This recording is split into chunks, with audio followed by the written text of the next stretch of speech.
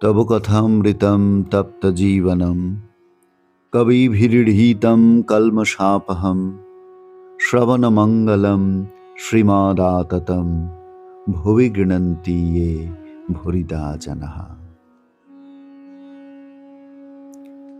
প্রতিদিন প্রতি ঘরে শ্রী শ্রী রামকৃষ্ণ কথামৃত প্রাণারাম বাংলা চ্যানেলের এই অনুষ্ঠানে আজকের পর্বে আপনাদের সকলকে জানাই স্বাগত।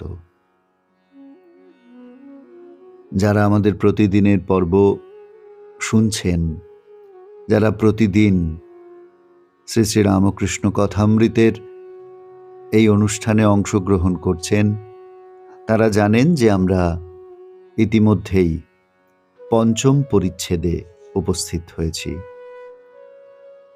প্রতিদিন একটু করে কথামৃত পাঠ এবং সেই সম্পর্কিত আলোচনা ও তারপর সারাদিন সেটির অনুধ্যান, মনন।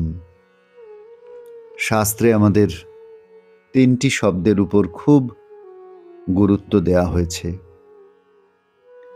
বলা হয়েছে শ্রোতব্য, কি আমরা শুনব সেটি বিচার করা। আমরা দেখেছি আগের দিন ঠাকুরও সদাসৎ বিচারের উপর গুরুত্ব আরোপ করেছেন। সব সময় কোনটি সৎ, কোনটি নিত্য, আর কোনটি অসৎ অর্থাৎ অনিত্য, সেটি চিন্তা করতে আমাদের বলেছেন। সারাদিন সকাল থেকে রাত অবধি আমরা যা কিছু শুনছি, সবই কি শোনবার মতন শুনছি? এই বিচারটুকু আমাদের মধ্যে জাগ্রত করতে শাস্ত্র বলে গেছেন বহু বৎসর পূর্বে, কিন্তু আজও সেটিকে আমরা ঠিক ঠিক গ্রহণ করতে পেরেছি কি পারিনি, সেইটি চিন্তা করা দরকার। তাই বলেছেন শ্রোতব্য। তারপর বলেছেন যে যেটি শুনলে তার মধ্যে সব কিছুকে আবার মনে রাখার দরকার নেই, সব কিছুকে মস্তিষ্কে স্থান দেওয়ার প্রয়োজন নেই। বেছে নাও কোনটি তোমার স্মর্তব্য, অর্থাৎ কোনটিকে স্মরণে রাখা প্রয়োজন, এবং যেটি তোমার স্মরণে রইল, যেটিকে তুমি সত্যি সত্যি শুনে মনে রাখার মতন বলে মনে করেছো, যেটির মনন করা দরকার বলে মনে করেছো, ওই মনে করাটুকুতেই আটকে থেকো না, সেটিকে কাজে পরিণত করো, সেটিকে নিজের দৈনন্দিন জীবনে কাজে লাগাও। তাই তৃতীয় শব্দটি হলো কর্তব্য। অর্থাৎ যা আমরা শুনলাম, যা আমার স্মরণে রাখা উচিত বলে আমি জানলাম, সেটিকে কাজে পরিণত করা, সেইটি হচ্ছে কর্তব্য। আমরা যখন শ্রী শ্রী রামকৃষ্ণ কথামৃত পাঠ করছি, তখন আমরা দেখছি একদিকে যেমন ঠাকুর আমাদের মনটিকে প্রস্তুত করতে বলছেন সব কাজ করবে কিন্তু মন ঈশ্বরেতে রাখবে। ঠিক তেমনভাবেই আমাদের করণীয় কি, কোন উপায়ে আমরা ঈশ্বরে ভক্তি লাভ করতে পারি, সংসারে থেকেও ঈশ্বরে মনকে একেবারে স্থিত করে রাখতে পারি, সেই উপায়টিও তিনি বলে দিচ্ছেন। বলছেন কচ্ছপ জলে চড়ে বেড়ায়, কিন্তু তার মন কোথায় পড়ে আছে জানো? আড়ায় পড়ে আছে। সংসারে কচ্ছপের মতন আমাদের থাকতে বলছেন, বড় মানুষের বাড়ির দাসীর মতন থাকতে বলছেন। তেল হাতে মেখে যেমন কাঁঠাল ভাঙতে হয়, তেমনি ভক্তিরূপ তেল লাভ করে তবে সংসারের কাজে হাত দিতে বলছেন শ্রীরামকৃষ্ণ। এই ভক্তি, এই ঈশ্বরের সমর্পণ, এই ঈশ্বরমুখী জীবন যাপন যদি আমাদের না থাকে, তাহলে কি হবে? সংসার আমাদের আরো আষ্টে পৃষ্ঠে জড়িয়ে ধরবে। ঠাকুর বলেছেন সে কথা, বলেছেন বিপদ, শোক, তাপ এসবে অধৈর্য হয়ে যাবে।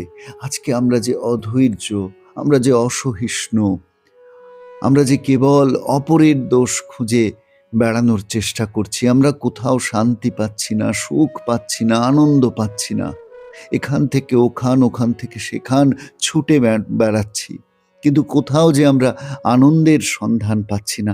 তার কারণ কি তবে এই যে আমরা যত বিষয় চিন্তা করছি, আমাদের আসক্তি বাড়ছে, আমরা আরও সেই আসক্তিকে আঁকড়ে ধরে বাঁচার চেষ্টা করছি, আর বিপদ, শোক, তাপ আমাদের অধৈর্য করছে, আমাদের ক্লান্ত করছে, আমাদের শ্রান্ত করছে। উপায় কি?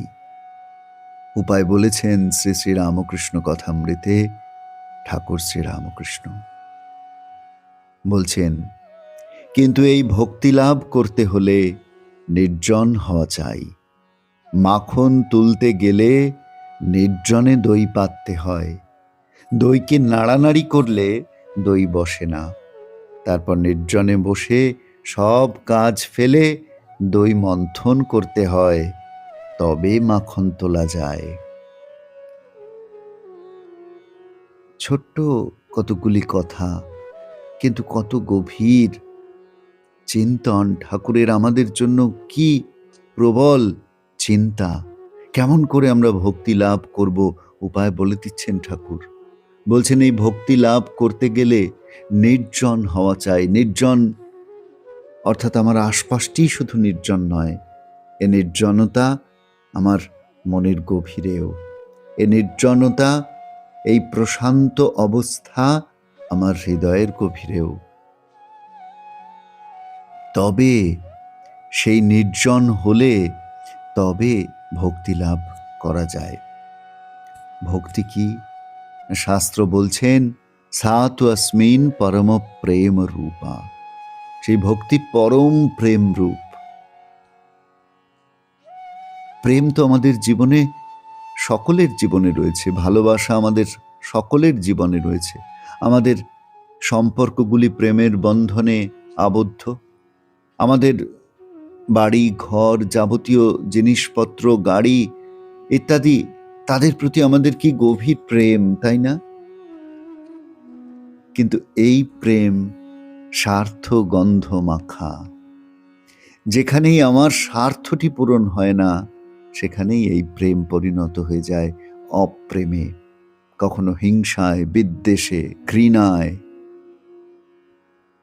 পরস্পর মারামারি, কাটাকাটি। এসবের কারণ তো এই যে বিষয় বাসনা আমাদের প্রতিনিয়ত ঘিরে রয়েছে। যেখানে আমাদের সামান্যতম স্বার্থ পূরণ হচ্ছে না, সেখানেই আমার রাগ চড়ে মাথায়, আমি তার মাথায় চড়ি, সেই অবস্থা।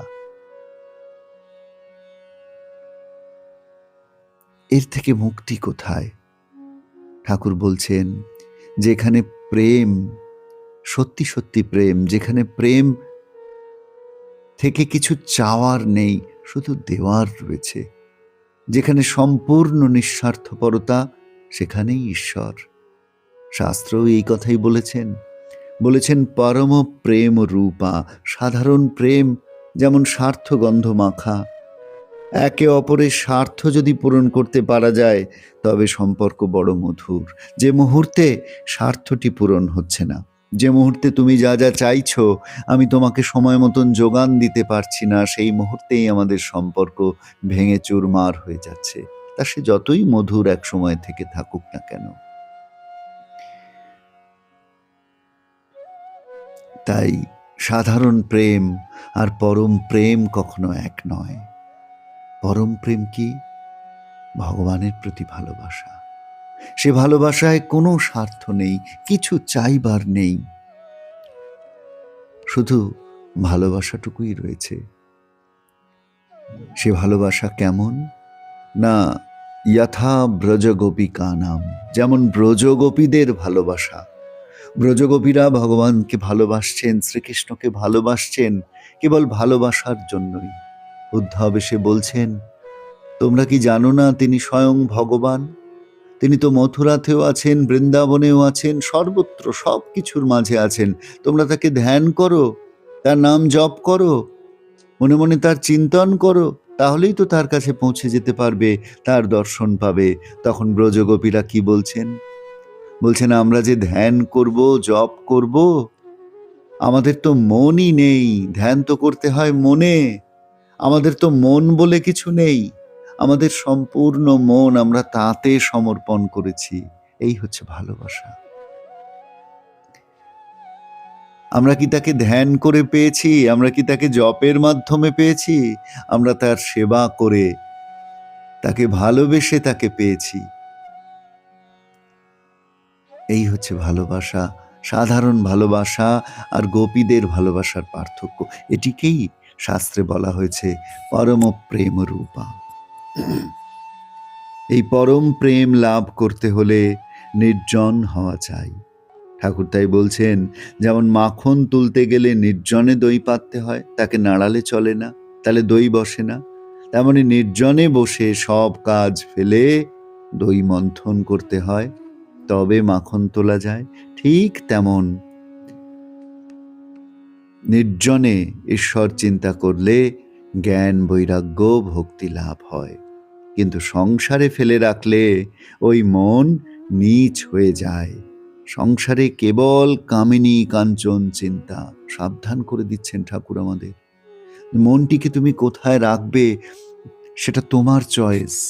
তুমি সংসারে আছো কি অরণ্যে আছো কি পর্বত গুহায় আছো সেটি বড় কথা নয়, কিন্তু তোমার মনটিকে তুমি কোথায় ফেলে রেখেছো সেটা কিন্তু অ্যাবসলিউটলি তোমার নিজের চয়েস।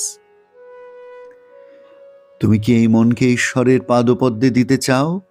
তুমি কি এই মন দিয়েই জ্ঞান, বৈরাগ্য, ভক্তি লাভ করতে চাও? তাহলে মনটিকে নির্জনে রাখো। সংসারে কেবল কামিনী কাঞ্চন চিন্তা। সংসারে যদি ফেলে রেখেছ মন, তবে মন নীচ হয়ে যাবে। আজকে পঞ্চম পরিচ্ছেদের শেষের এই ছোট্ট অংশটি পাঠ করে আলোচনা করতে করতে আমাদের নিশ্চয়ই মনে আসছে যে সত্যিই তো, কোথায় ফেলে রেখেছি মনটাকে, কেমন করে তাকে ঈশ্বরের পাদপদ্মে টেনে নিয়ে যাওয়া যায়। একটু নির্জন হওয়া, একটু নিভৃত কোণ আবিষ্কার করা, নিজের মতন করে নিজের জীবনটিকে নতুন করে খুঁজে পাওয়া, তবেই তো ঈশ্বরের কাছে পৌঁছানো যাবে। তবেই তো জ্ঞান, বৈরাগ্য, ভক্তির পথে অগ্রসর হওয়া যাবে। বন্ধু, আমাদের এই প্রতিদিন প্রতি ঘরে শ্রী শ্রী রামকৃষ্ণ কথামৃত পাঠের আসরে এই যে ছোট্ট কথাগুলি ঠাকুরের মুখের আমরা আলোচনা করে সেগুলি অনুধ্যান করবার চেষ্টা করছি। আশা করি আপনাদের এই আলোচনা ভালো লাগছে, আপনাদেরও মন ছুঁয়ে যাচ্ছে। আপনারা জানাবেন কমেন্টে কেমন লাগছে আপনাদের, তাতে আমরা উৎসাহ পাব আরও আরও বেশি করে শ্রী শ্রী রামকৃষ্ণ কথামৃত সুধা পান করবার। সকলকে ধন্যবাদ, নমস্কার জানিয়ে আজকের পর্বে ইতি টানছি।